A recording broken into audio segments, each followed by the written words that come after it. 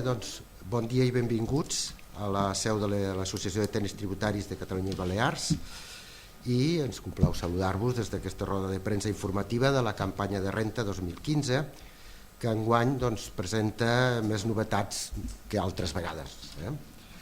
Permeteu-me una breu presentació de la nostra associació, que dius que aplega uns 900 professionals dedicats a l'assessorament fiscal i tributari, i, sens dubte, una de les nostres tasques com a associació cap als nostres associats és la tasca de formar i informar-los, sobretot amb totes les novetats legislatives i obligacions que han de complir els contribuents.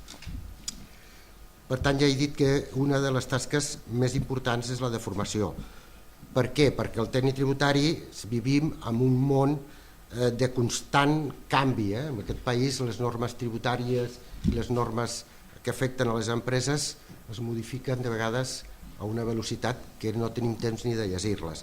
Per tant, considerem que el reciclatge i la formació ha de ser un actiu permanent. Dius que la tasca principal del tècnic tributari, com a especialista en fiscalitat, serà aconsellar els clients i treballar al seu costat i defensar els seus interessos. Bé, entrant ja en el que seria la campanya, és important tenir en compte que aquest any és la primera vegada que apliquem la reforma fiscal. Sense entrar en els detalls del que ha portat aquesta reforma, que ja ho faran els meus companys, sí que vull remarcar dos fets que s'han comentat, en especial un, que és la rebaixa dels tipus impositius. Però també cal dir que s'han reduït els tipus impositius, però també s'han eliminat o minorat moltes de les exempcions o reduccions que existien amb l'impost. Això què vol dir? Que representarà, sens dubte, un augment de la base imposable que tots declarem a la nostra declaració i, per tant, com a conseqüència directa, un major pagament d'impostos degut a aquest augment. La declaració de l'IRPF, evidentment, és la més popular de les que es realitzen l'any, i per la forma de gestionar-la a l'administració aquests últims temps està generant la creença que és una declaració molt senzilla i que només cal acceptar el que ens envia l'administració en la confiança que venint d'on ve tot estarà correcte, i no sempre és així. La declaració de l'IRPF és una declaració molt complexa. Per tant, què vol dir? Que s'ha d'analitzar detingudament per aconseguir elaborar-la correctament. Bé, no ho allargo més. Tot seguit, el company Josep Maria Noguera, membre del Gabinet d'Estudis i formador habitual d'aquesta associació, us comentarà el que són les novetats de la campanya, i per finalitzar l'acte, també el meu company, en Xavier Masdeu, responsable de la nostra comissió de premsa i comunicació, us presentarà les principals qüestions a tenir en compte abans de confirmar l'esborrall aquest que hem comentat de la declaració de renta. I per descomptat, al final contestarem qualsevol qüestió que vulgueu plantejar.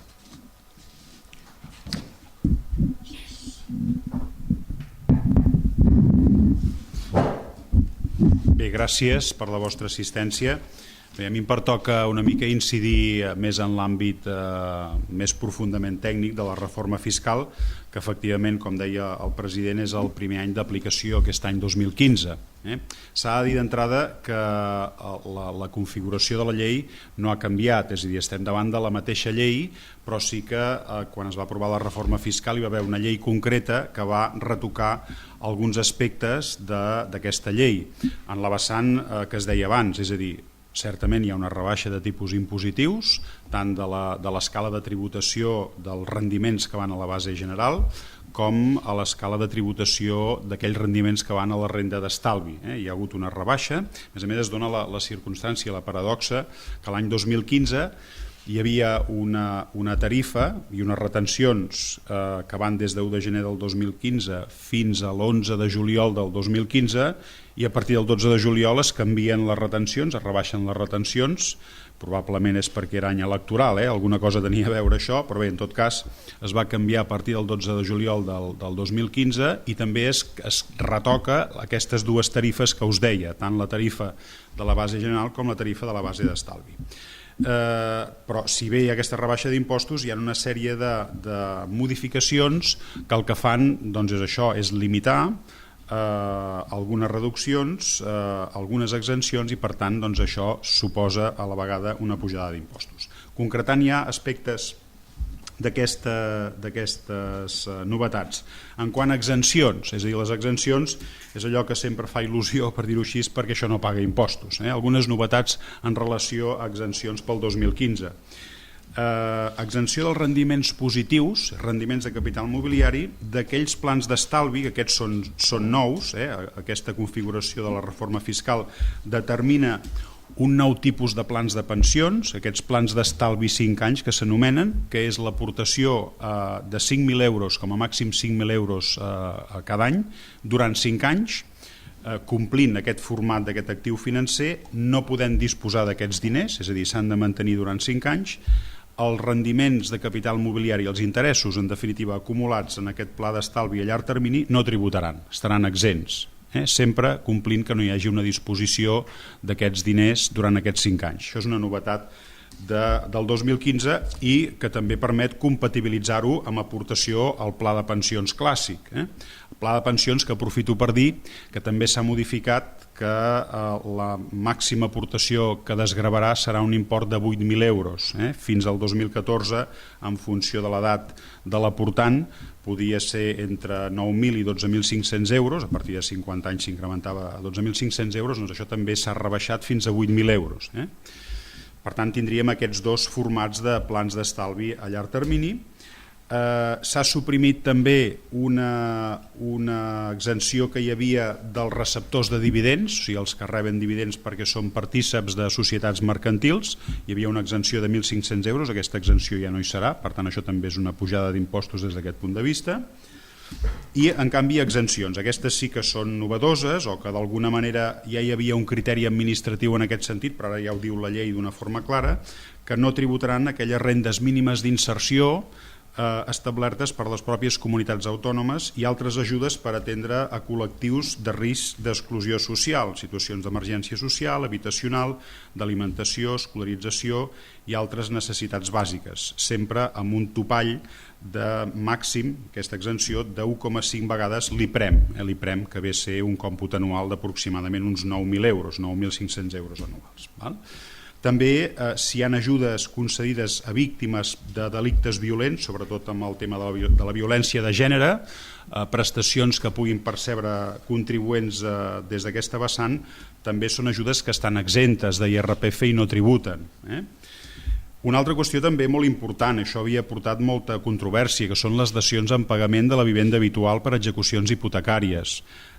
Sota determinades condicions, sobretot quan no hi ha altres béns, que aquell contribuent que no ha pogut pagar la hipoteca i el banc l'executa, la seva vivenda habitual, si realment es pot veure realment que no hi ha altres béns que es pugui fer front al pagament d'aquesta hipoteca, doncs aquestes dacions en pagament tenien la paradoxa que quan s'acordava d'alguna manera en virtut d'aquesta execució hipotecària amb el banc, aquesta dació en pagament, es pagava IRPF pel diferencial del cost que representava el pis que s'havia adquirit al seu moment i el valor de transmissió, que normalment coincidia amb el valor hipotecari o a vegades amb valors inferiors, i el valor de mercat d'aquest valor de transmissió feia que de forma indesitjada el que no podia pagar la hipoteca havia de pagar en canvi l'IRPF. Per tant, això també quedaria exempt, aquestes dacions en pagament a partir del 2015.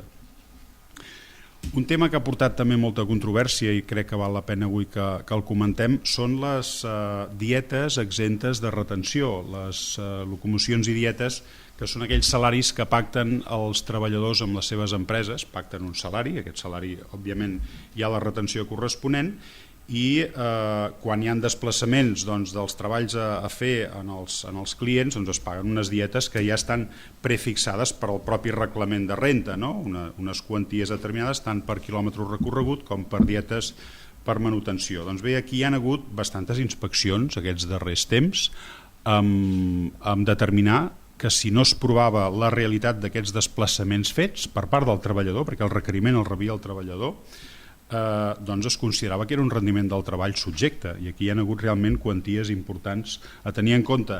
Clar, és a dir, reflectim això amb la campanya del 2015, que es vagi en compte amb això, que realment aquestes dietes, esclar, ara ja l'any ja està finalitzat i per tant aquestes dietes ja no s'ha liquidat retenció, l'empresa pagadora ja ho ha posat de manifest en les seves declaracions informatives i per tant cal que tinguem les proves reals a aquest treballador per poder defensar que aquestes dietes han estat exemptes de retenció, que corresponen a desplaçaments realment fets i que hi ha els justificants corresponents. Més qüestions.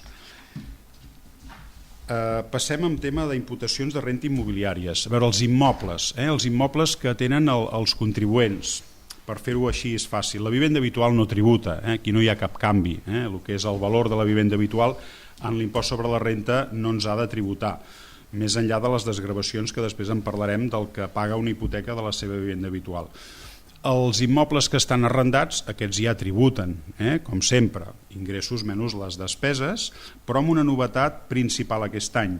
El propietari d'una vivenda que la tenia arrendada amb una persona jove entenent entre 18 i 30 anys, podia reduir un 100%, sempre amb uns condicionants de que el rendiment que obtingués aquell inquilino, aquell arrendatari, no superés l'IPREM, aquells 9.000 euros, i que realment tingués una renta baixa. Per tant, això era molt favorable i que també facilitava i posava en el mercat immobiliari de lloguer persones que volguessin adreçar els seus immobles a aquestes persones per bé que no tributaven impostos. Doncs bé, aquesta reducció del 100% ja no hi és, l'han eliminat i només es podrà anar a la reducció del 60%, que aquesta ja hi era però es fa extensiva a tots els lloguers. Una altra novetat en relació a la imputació de rentes immobiliàries, que és el nom tècnic, seria la resta d'immobles que són d'ús privatiu dels contribuents. Aquests immobles, si la valoració de catastre no s'ha fet en els darrers 10 anys, hi haurà una imputació d'un 2% en la renta, que abans era de 1,1%. Per tant, aquí hi haurà una imputació de renta més elevada en aquest sentit. Aquí també pagarem més impostos una mica en línia, com dèiem abans. Més qüestions. Sí, un tema important amb el tema dels guanys patrimonials. A veure, això és, com diria jo, una pròpia declaració molt complexa en si mateix. El que és titular d'accions o participacions de societats o bé d'immobles que tingui ventes fetes d'aquests immobles o d'aquestes participacions en l'any 2015 i que les hagués adquirit abans de l'any 96. Aquí hi ha un tractament molt favorable, fins ara és un règim transitori, un tractament molt favorable de determinar que part del guany patrimonial que generi, si hi ha benefici, queda exonerat de pagar impostos en funció d'aquesta antiguitat. És a dir, poso un exemple, si jo tinc unes accions comprades l'any 86 i les venc el 2015, pràcticament no pagava impostos. D'una petita part sí, perquè el guany patrimonial l'havia de repartir amb un primer tram fins al 20 de gener del 2006 i el segon tram a partir del 20 de gener del 2006, aquest segon tram sí que en pagava, però en canvi el primer tram de l'any 86 fins al 20 de gener del 2006, que han passat 20 anys, tenia un guany patrimonial molt important que no pagava impostos. Doncs bé, això ara el tractament fiscal és el mateix però amb un límit de 400.000 euros, és a dir, que el que vengui per sobre d'aquest import de venda de 400.000 euros, acumulatiu, és a dir, jo he vengut accions, he vengut un immoble, he vengut una sèrie d'elements patrimonials durant l'any 2015, si supero aquests 400.000 euros no gaudeixo d'aquesta exempció d'aquests impostos. Certament, això és un règim transitori, la pròpia paraula ho diu, portem amb aquest règim transitori tota una colla d'anys, no l'han volgut suprimir, però en canvi l'han limitat.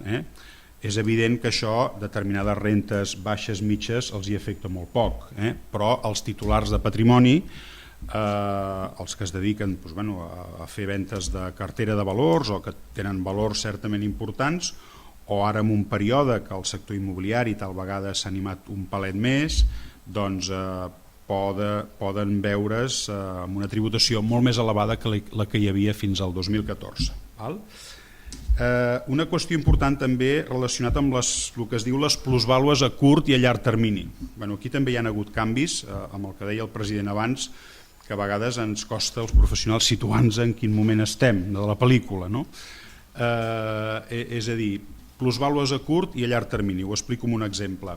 Un titular d'unes accions, que va comprar unes accions a l'any 2014, posem l'exemple del canvi que hi ha hagut el 2015, les compra el mes de gener i les ven el mes de novembre del 2014.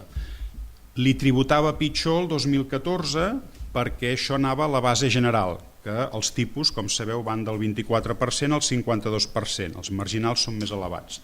En canvi, el 2015, les compra el gener del 2015, les ven també el novembre del 2015, li tributaran un màxim d'un 24%. És a dir, hi ha una mirada més favorable una altra vegada a partir del 2015 de les plusvàlues a curt termini. Se les va castigar fins al 2014, durant 2 anys, i ara doncs, hi ha aquesta mirada més favorable.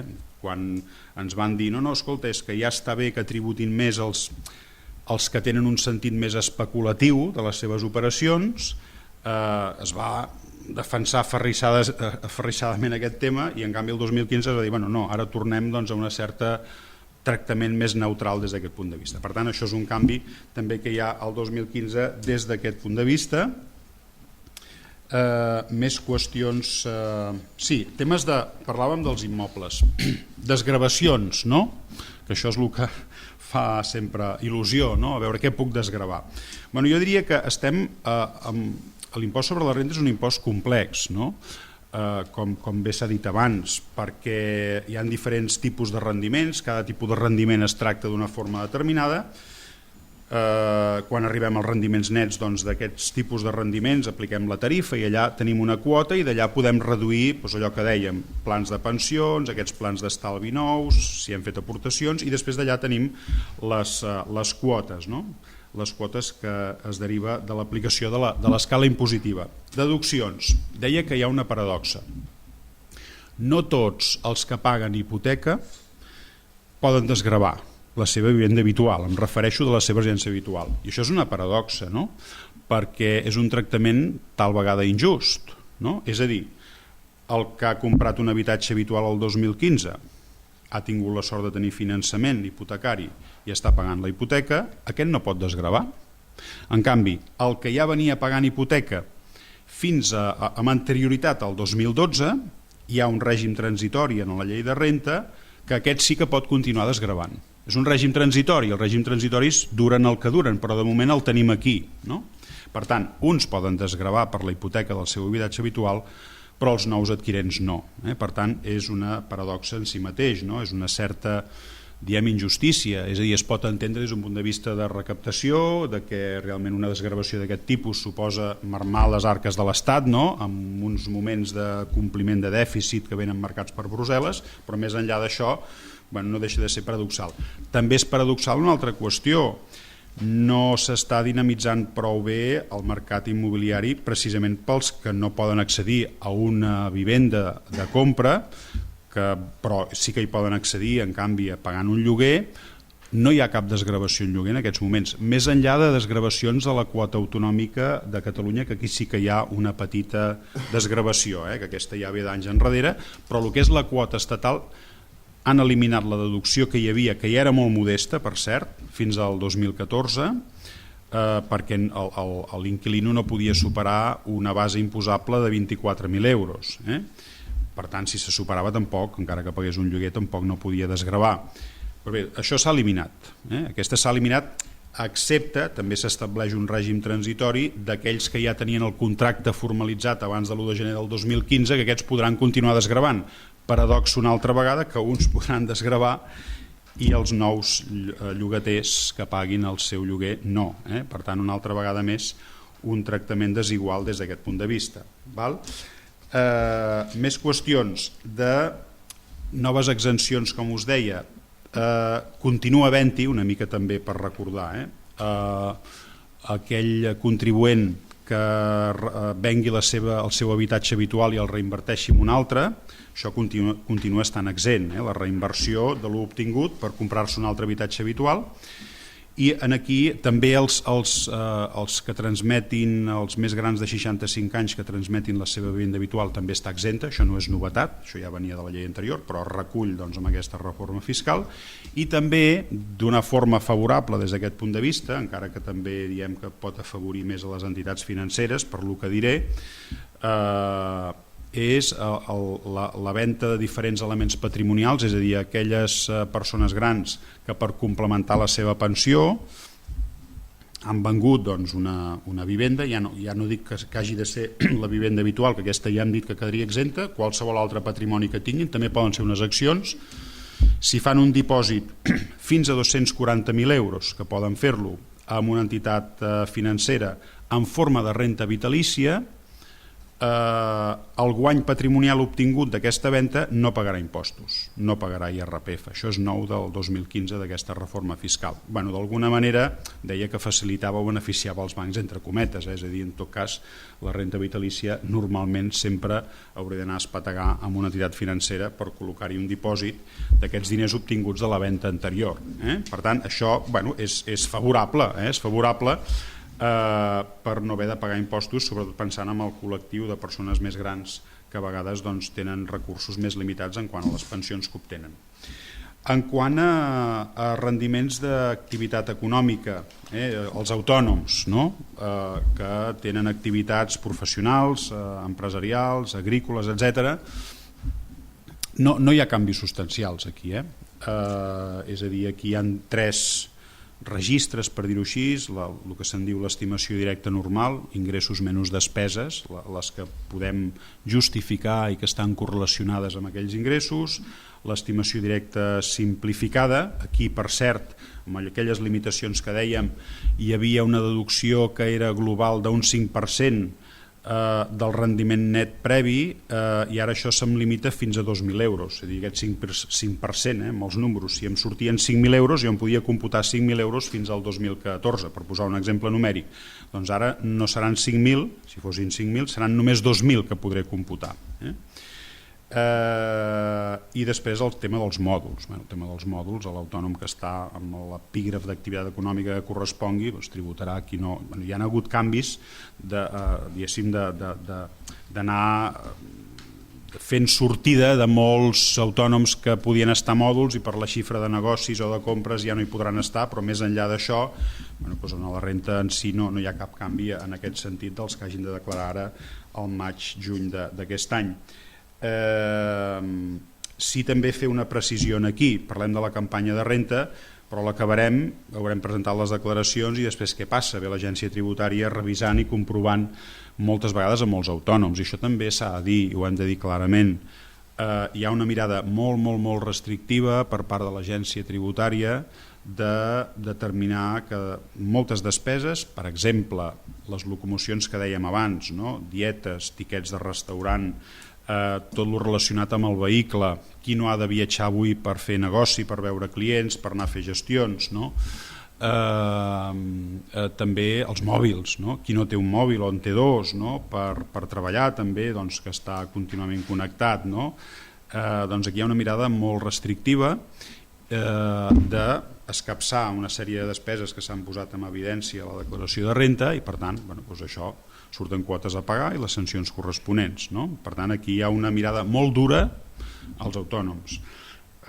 També des d'un altre vessant, negocis que comencen o d'altres que ja porten un recorregut, que per desgràcia han tingut baixada d'ingressos, baixada de xifra de negoci, i en canvi tenen unes despeses que són les recurrents, el lloguer que paguen de l'oficina, potser una persona que tenen contractada, etc. Totes les despeses que van lligades a aquella activitat, a aquells ingressos. Doncs aquí també hi ha una mirada molt restrictiva per part de l'agència tributària d'invocar un principi comptable que no té cap mena de lògica, aquest principi que se'n diu correlació d'ingressos i despeses, per dir, escolti, com que vostè té pocs ingressos, no es pot deduir totes les despeses. En cap moment a la llei ni al reglament de renta ni amb la reforma fiscal aquesta que s'ha portat a terme, ni per tant el 2015 enlloc diu que tingui una limitació de despeses que hagi d'anar relacionada amb els ingressos que hagi de tenir. El dia que ho diguin ja ho aplicarem, però de moment això no es diu enlloc i per tant també val la pena val la pena fer dues coses, actuar amb prudència també, no? Perquè també nosaltres els professionals també hem de veure i vetllar perquè hi hagi una correspondència, hi hagi una lògica a l'hora de fer, d'expressar aquestes magnituds, no? Però en tot cas l'agència tributària amb aquesta labor també doncs, totalment legal, no? De comprovar el que cregui convenient, però sí ho està fent amb una mirada molt restrictiva. Bé, ja per acabar,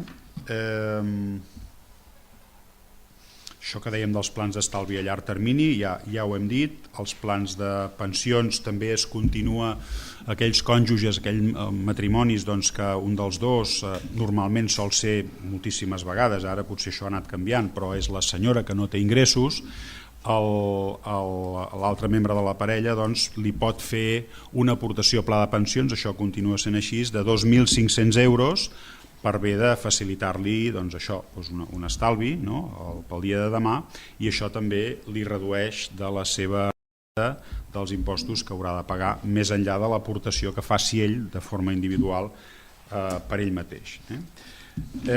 I en quant a desgravacions, el que dèiem, donacions fetes a entitats sense ànim de lucre, aquí també hi han hagut petits increments de percentatge, no? També es va modificar part de la llei del mecenatge, no? En aquesta vessant d'afavorir aquells donants a entitats sense ànim de lucre en general, no? I premiar també més aquella donació que es fa sempre amb una mateixa entitat, aquella gaudirà d'uns percentatges més elevats, però no deixen de ser percentatges també modestos, no? Per tant, desgravacions des d'aquest punt de vista, doncs també més enllà del que dèiem dels que tenen una activitat econòmica que poden desgravar incentius fiscals, alguns d'ells, no tots, que estan en l'impost sobre societats, però que allà també hi ha hagut una reducció i una limitació molt gran des d'aquest punt de vista. Jo per acabar diria una cosa, és a dir, per fer una valoració final d'aquesta reforma fiscal que ha entrat en vigor el 2015 i una mica tot el recorregut d'on venim de les lleis de renta.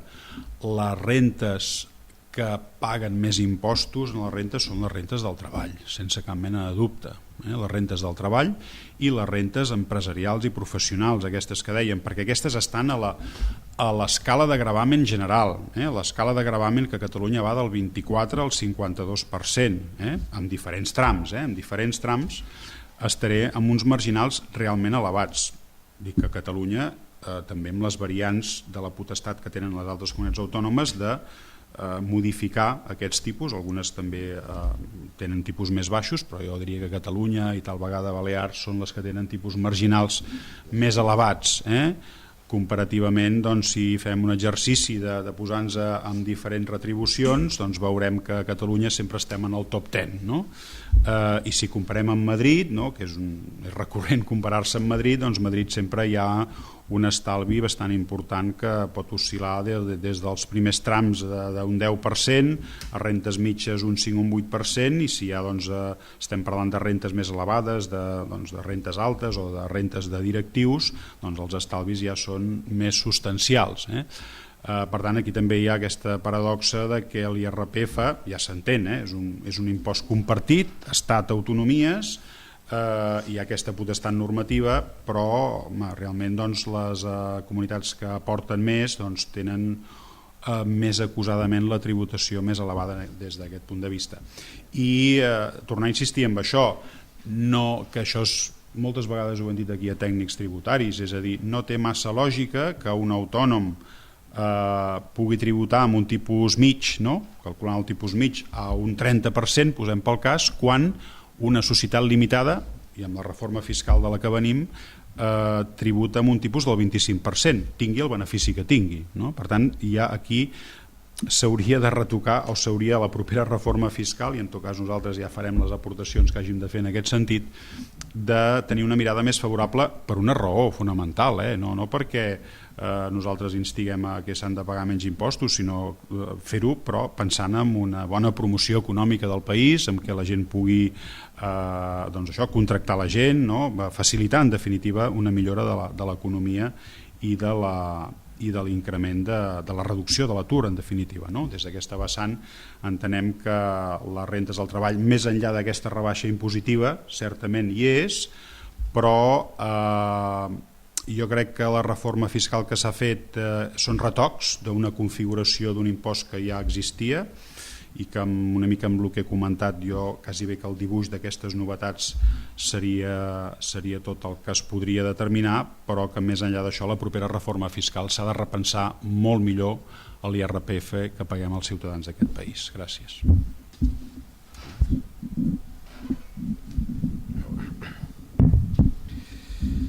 Bueno, jo el que me pertoca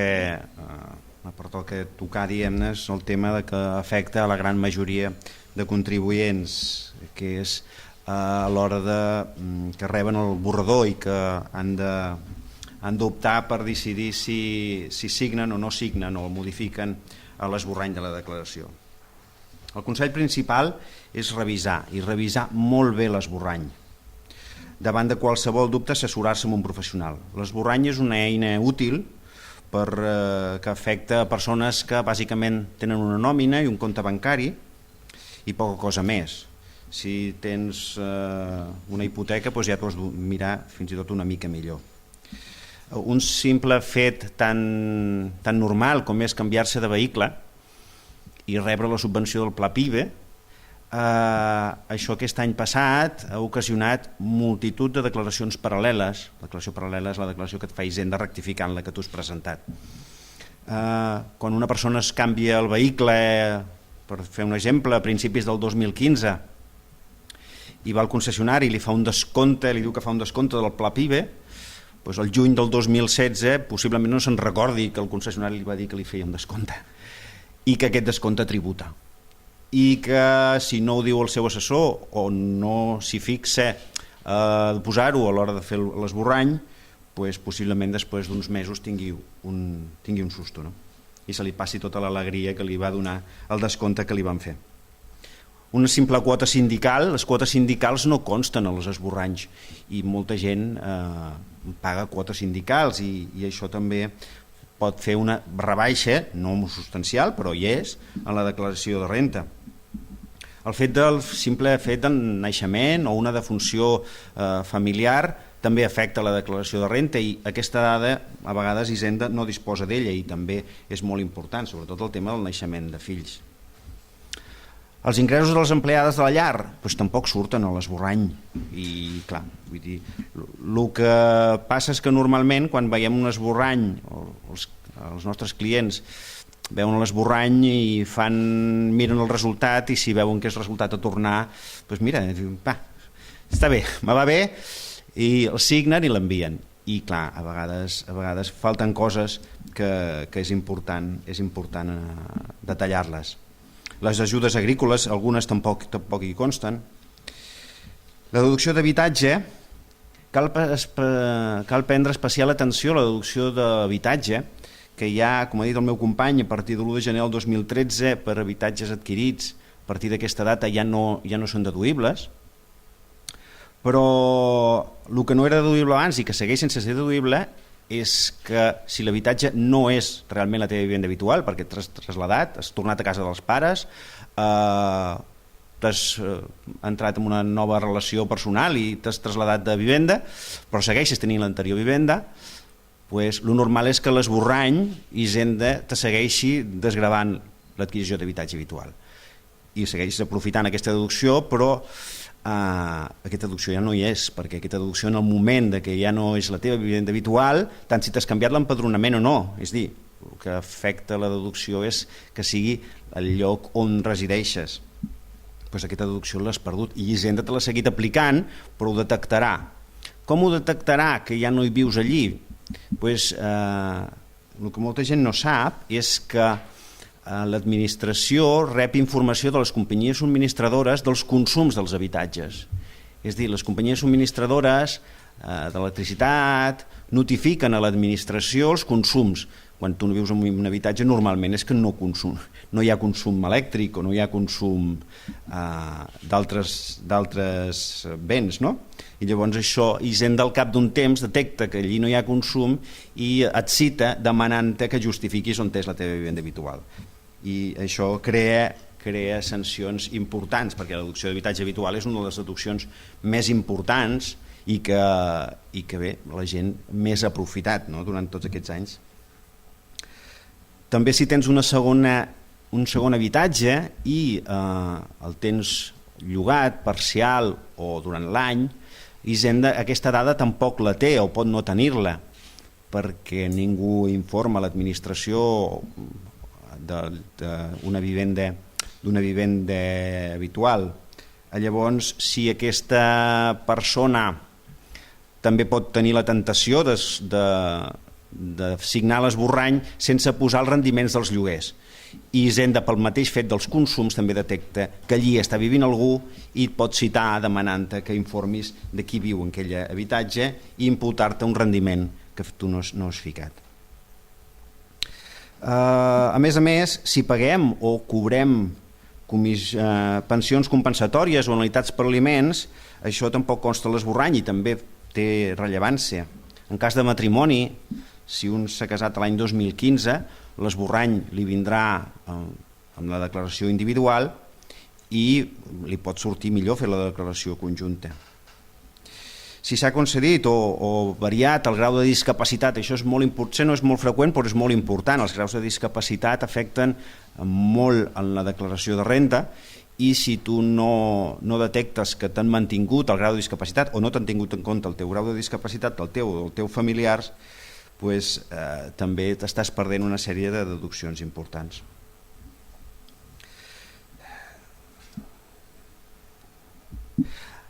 Un altre tema important és que un resident a Espanya ha de tributar per totes les seves rentes de tot el món. En els últims anys ja hi va haver un boom de declaracions paral·leles, sobretot en el tema de les pensions que rebien d'altres països. Hisenda ja va detectar que no s'estaven declarant les pensions provenents de l'estranger i això va ocasionar multitud de declaracions paral·leles. És important recordar que les pensions que es cobrin o els rendiments que es cobrin d'altres països s'han de declarar perquè al cap d'un temps Hisenda ho detectarà i vindrà la corresponent sanció, sobretot si són de Panamà encara més.